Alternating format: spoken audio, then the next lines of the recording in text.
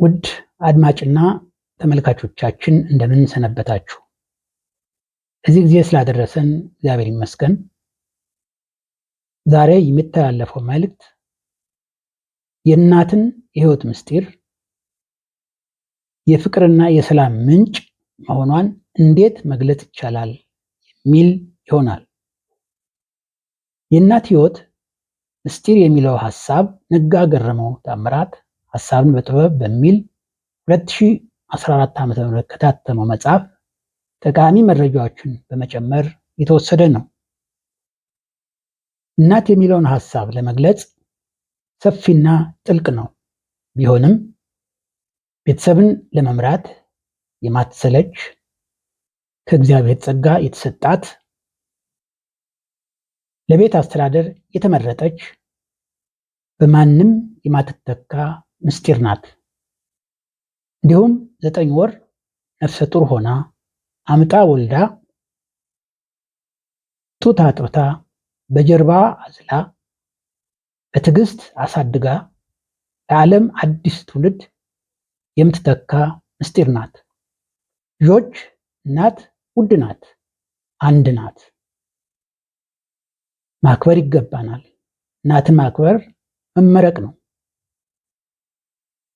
መመረቅ ደግሞ የተሳካ ሕይወት መምራት ነው። ለልጆች ሁሉንም ናት። የልጆችን ፍላጎት ፊታቸውን አይታ የምትረዳ የምታሟላ፣ የልጆችን ዕውቀት ክህሎትና ባህሪ የምትከታተል መምህር ናት። ለልጆች ርኅሩህ ፍቅር ናት። ዕድሜ ልክ የእናትነትን ፍቅር አትለይም፣ አይለያትም፣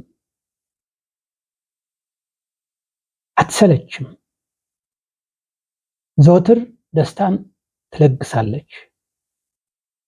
ጡት እያጠባች በአንድ እጇ ምግብ ታበስላለች። ቀድማ ለልጆች ታጎርሳለች። ልብስ ታለብሳለች። ርኅሩህ መተኪያ የለሽ የቤተሰብ ሕይወት የምታደርገውን ድካም ረስተን እናትን ያለማክበር ነውር ነው።